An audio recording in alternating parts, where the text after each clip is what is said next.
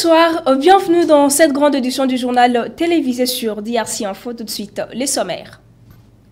Le 17 mai est une journée consacrée à la révolution et aux forces armées de la République démocratique du Congo. Cette journée vise à rendre hommage à l'armée loyaliste pour avoir libéré la RDC du régime du feu Joseph Désiré Mobutu au pouvoir depuis 32 ans. Le président de l'Assemblée nationale menace de sanctionner les députés absentéistes. Christophe Mbosso l'a dit au cours de la plénière d'hier mardi 16 mai, tout en citant nommément les concernés. Il s'agit bien de Janine Mabunda et d'Eli Issesanga. Comme je le disais au sommaire, le 17 mai, une journée consacrée à la révolution et aux forces armées de la République démocratique du Congo. Cette journée vise à rendre hommage à l'armée loyaliste pour avoir libéré la RDC du régime du feu Joseph Désiré Mobutu au pouvoir depuis 32 ans. Georges Mapoko pour les commentaires. Déclarée chômée et payée sur l'ensemble du territoire national, la journée du 17 mai est en RDC consacrée à rendre hommage aux forces armées pour leurs prouesses accomplies et honorer la mémoire de ceux qui sont tombés sur les champs de bataille. 17 mai, journée des révolutions et des forces armées de la République démocratique du Congo, représente aussi dans la mémoire des Congolais la fin du régime de Joseph Désiré Mobutu. En effet, le 17 mai 1997, les troupes de l'Alliance des forces démocratiques de la libération, AFDEL en sigle, conduits par Laurent Désiré Kabila, faisaient leur entrée à Kinshasa, consacrant ainsi la prise de pouvoir par celui qu'on appelait Mouzé. Ce dernier venait donc mettre fin aux 32 ans de règne du maréchal Mobutu qui, lui, était obligé de prendre le chemin d'exil. En 2023, cette journée est célébrée pendant que l'armée se retrouve au front pour combattre les rebelles du M23 soutenus par l'armée rwandaise dans la partie est du pays. Une occasion pour les peuples congolais d'exprimer son soutien sans faille et manifester sa solidarité avec les FARDC pour qu'ils viennent à bout de l'ennemi et que la paix soit restaurée partout au pays. Mais que retiennent le Congolais et quant à cette journée du 17 mai célébrée chaque année? Ils sont au micro de Herbie Joseph Tezo et Dieudonné Musica. Le 17 mai, c'est un jour où AFDEL et Kotara, il y a un changement, il y a un régime. Mais à part ça, souci langé zalara pour les soldats nabiso, netimboka et ça la babitumba par-ci par-là, en tout cas FARDC vraiment, ils ont un jour na bango quoi. Souci vraiment qui met là na territoire nyon au ya Congo. Surtout au bazo menacer biso RDC a toujours donc makasi quoi, c'est ça. Je commence d'abord à féliciter le commandant suprême des forces armées de la République parce que la date d'aujourd'hui était considérée comme une entrée de l'AFDEL. Mais pour moi personnellement, c'était le début de l'infiltration de notre pays par le Rwanda. Et le chef de l'État, étant que commandant suprême des forces armées de la police, a souhaité changer la dénomination de la journée, en confiant cette date pour commémorer le FARDC. Et aujourd'hui, le FARDC, avec tout ce qu'il mène à l'est de la République, mérite le soutien sans faille, sans condition de la population congolaise. Et là, je lance un appel à toute population congolaise de créer un bloc derrière le commandant suprême pour soutenir le FARDC qui sont au front à l'est. Et cela va nous permettre d'éradiquer totalement l'insécurité à l'est de la République.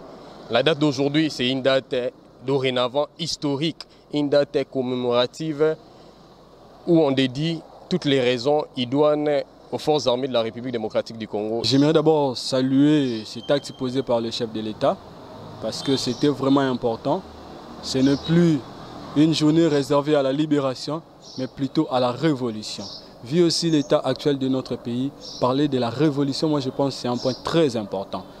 C'est une façon pour nous, la population, et surtout la jeunesse de manière générale, de pouvoir motiver nos forces armées qui s'engagent jour et nuit à défendre notre pays.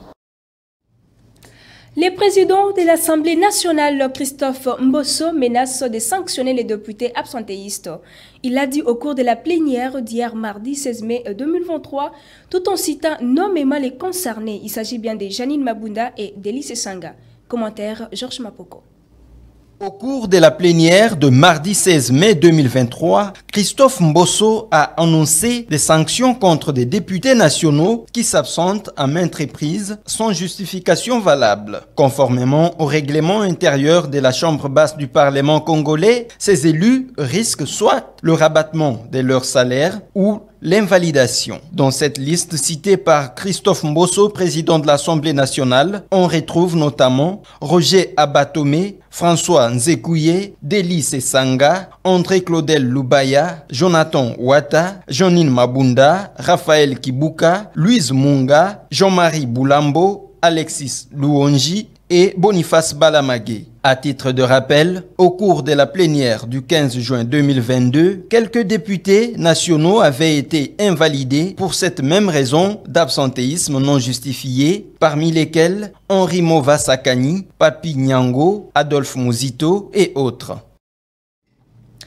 Les conflits Teke et Yaka qui sévit déjà dans la commune de Maluku ne laissent pas indifférents les députés provinciaux de Kinshasa.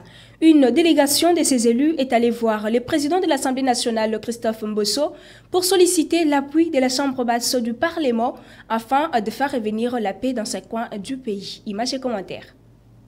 C'est une forte délégation des élus provinciaux de la ville-province de Kinshasa qui est allée à la rencontre du speaker de la Chambre basse du Parlement, Christophe Mbosso Nkodia, le 15 mai dernier. Conduit par leur président Godempo Ikadima, les représentants des Kinois étaient allés plaider la question liée aux tueries occasionnées par les conflits intercommunautaires Teke et Yaka qui est déjà perceptible dans la commune de Maluku. À la sortie de la salle, Godempoï fait les points tout en évoquant la situation géopolitique de Kinshasa qui inquiète son organe délibérant. La situation géopolitique de Kinshasa nous inquiète. C'est ainsi que nous avons levé l'option de venir nous ressourcer auprès de la deuxième personnalité de ce pays, qui se trouve également être le seul sage de la République. Parce que lorsque vous regardez l'ossature institutionnelle actuelle de la RDC, il n'y a personne de son âge à ce genre de poste.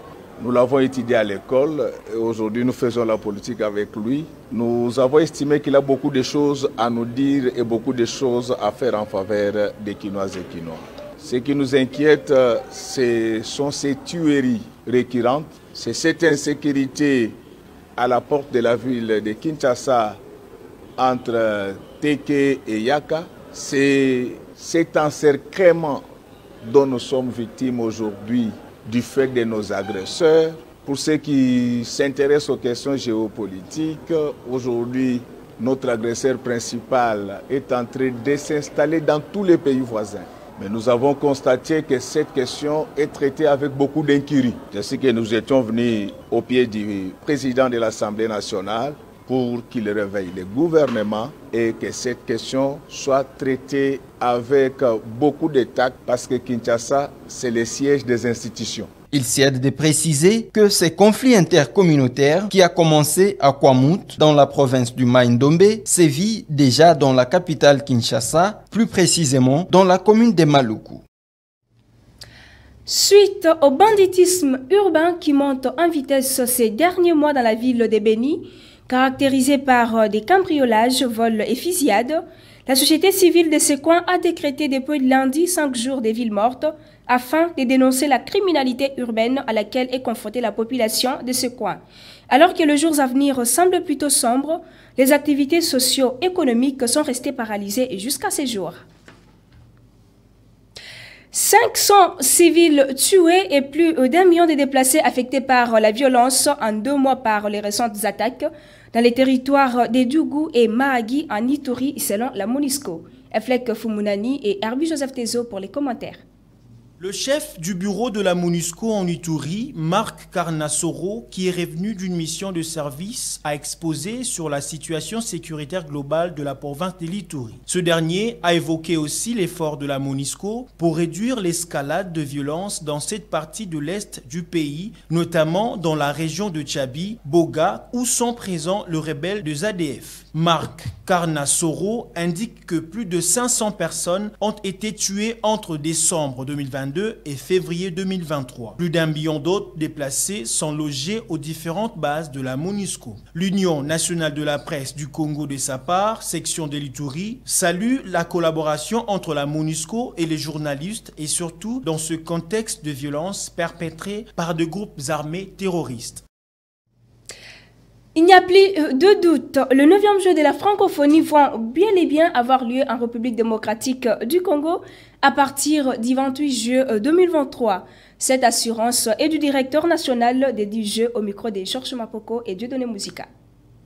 Je peux vous assurer qu'au jour d'aujourd'hui, les jeux vont avoir lieu. D'ailleurs, je vous informe, il y a une grosse délégation qui arrive les 20 du Canada, du Québec, du Nouveau-Brunswick, les 9 et les 10. Il y a des délégations de tous les pays membres de la francophonie qui viendront ici pour voir les infrastructures. Donc, vous ne pouvez pas aujourd'hui dire que les Jeux n'auront pas lieu quand tout le monde prend rendez-vous ici à Kinshasa. Donc, je peux assurer tout le monde que les Jeux auront lieu ici à Kinshasa. Nous attendons des grosses délégations qui arrivent, qui viennent voir les efforts que nous sommes en train de faire. Nous travaillons en collaboration avec le Comité international de la francophonie. Les Jeux auront bel et bien lieu ici à Kinshasa. Merci beaucoup.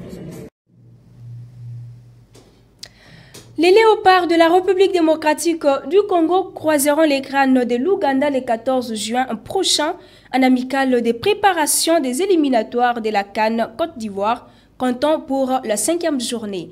Eflek Fumunani et Herbie Joseph Tezo pour les commentaires. C'est dans presque un mois que l'équipe nationale de la République démocratique du Congo va décider ou non sa 20e participation en phase de poule de la Coupe d'Afrique des Nations Côte d'Ivoire 2023. D'où nos joueurs internationaux vont en découdre avec le Panthère du Gabon en Franceville le 18 juin prochain à 19h heure de Kinshasa. L'entraîneur principal de Léopard, Sébastien Desabre, va publier la liste de joueurs sélectionnés ce 29 mai devant la presse. Du côté adverse, le chef de l'État gabonais, Ali Bongo, a convaincu Pierre-Emerick Aubameyang de revenir à la tanière après sa retraite internationale. Selon une source digne de foi, le crâne de l'Ouganda joueront en amical face aux léopards de la République démocratique du Congo le 14 juin prochain en préparatif de la 5e journée tant attendue entre la République démocratique du Congo et les Gabon. Ici est de signaler que dans la poule I où loge la République démocratique du Congo, le Gabon est premier avec 7 points, suivi de l'équipe soudanaise avec 6 points, 3e la Mauritanie 5 points et la République démocratique du Congo dernière avec 4 points. C'est par cette note sportive que nous bouclons ce journal. Mesdames et messieurs, rappelons les principaux titres. Le 17 mai, une journée consacrée à la révolution et aux forces armées de la République démocratique du Congo. Cette journée vise à rendre hommage à l'armée loyaliste pour avoir libéré la République démocratique du Congo du régime du feu Joseph Désiré Mobutu au pouvoir depuis 32 ans. Le président de l'Assemblée nationale, Christophe Mbosso, menace de sanctionner les députés absentéistes. Il a dit au cours de la plénière d'hier mardi 16 mai 2023, tout en citant nommément les concernés, il s'agit entre autres de Janine Mabunda et d'Elise Sanga. C'est par ici que nous mettons complètement fin à cette édition du journal télévisé sur DRC Info. Merci à vous de nous avoir suivis. Bonne suite de programme chez nous. Au revoir.